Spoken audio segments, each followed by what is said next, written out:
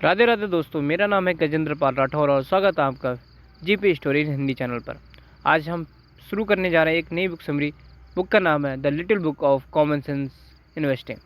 तो बुक का इंट्रोडक्शन इस प्रकार है कि आप एक ऐसे इंसान के इन्वेस्टिंग प्रिंसिपल को सीखना चाहोगे जो investment company the Vanguard group के फाउंडर थे।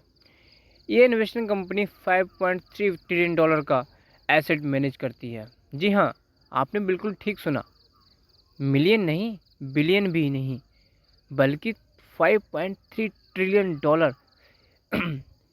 इस समरी में आप सीखेंगे कि इंडेक्स फंड क्या है और एक आम आदमी को म्यूचुअल फंड के बजाय इंडेक्स फंड में पैसा क्यों लगाना चाहिए। वैसे क्या आपको पता है कि जॉन बोगल के इस प्रिंसिपल के पर वॉरेन बफेट को भी इतना भरोसा है कि उन्होंने पोडेज प्रिंटर्स नाम की एक कंपनी से $1 मिलियन की शर्त लगा ली थी कि हेज फंड इंडेक्स फंड से ज़्यादा रिटर्न नहीं दे सकते।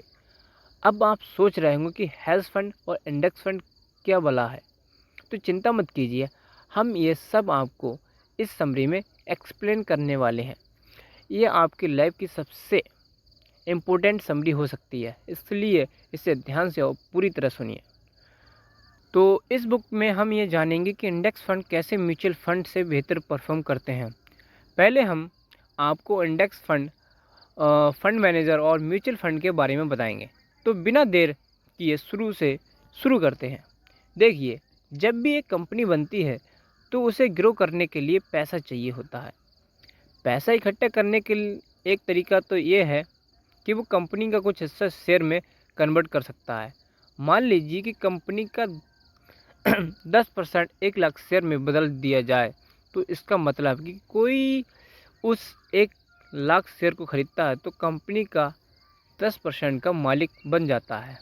अब जाहिर सी बात है कि इन शेयर्स को बहुत सारे लोग खरीदते हैं, ये सोचकर कि किसी न किसी दिन इन शेयर्स की वैल्यू बैंक के इंटरेस्ट रेट के मुकाबले ज़्यादा बढ़ेगी, तो वे शेयर्स को बेचकर अपनी इनकम को बढ़ा सकेंगे।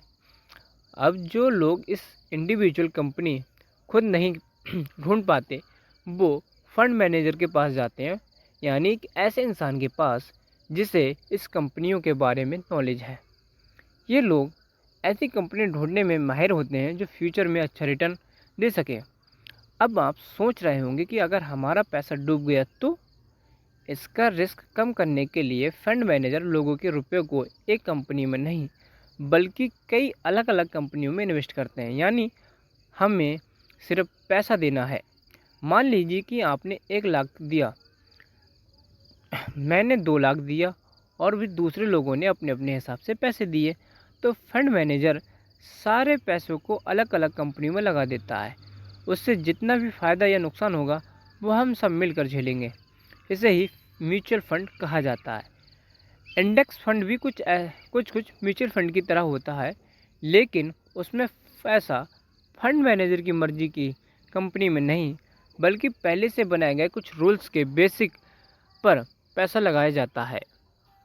जैसे अगर हम अमेरिका के इंडेक्स S&P 500 की बात करें, तो इंडेक्स फंड में पैसा हमेशा अमेरिका की टॉप 500 कंपनियों में उनकी मार्केट कैप के हिसाब से लगाए जाते हैं।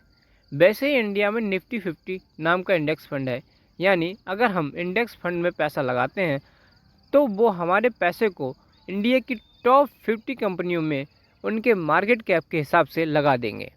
हम तो बस सब समझना इतना ही मुश्किल नहीं है ना। इस बुक में जॉन ने यह बताया है कि कोई भी म्यूचुअल फंड लोग रन में किसी भी इंडेक्स फंड को मात देकर आगे निकल सकता है, इसलिए हमें हमेशा पैसा इंडेक्स फंड में लगाना चाहिए। आइए जानते हैं कि उन्होंने ऐसा क्यों कहा। मिलते हैं नेक्स्ट चैप्टर के साथ। तब तक के लिए जय हिंद। वीडियो को लाइक करें, चैनल को सब्सक्राइब करें। जय हिंद।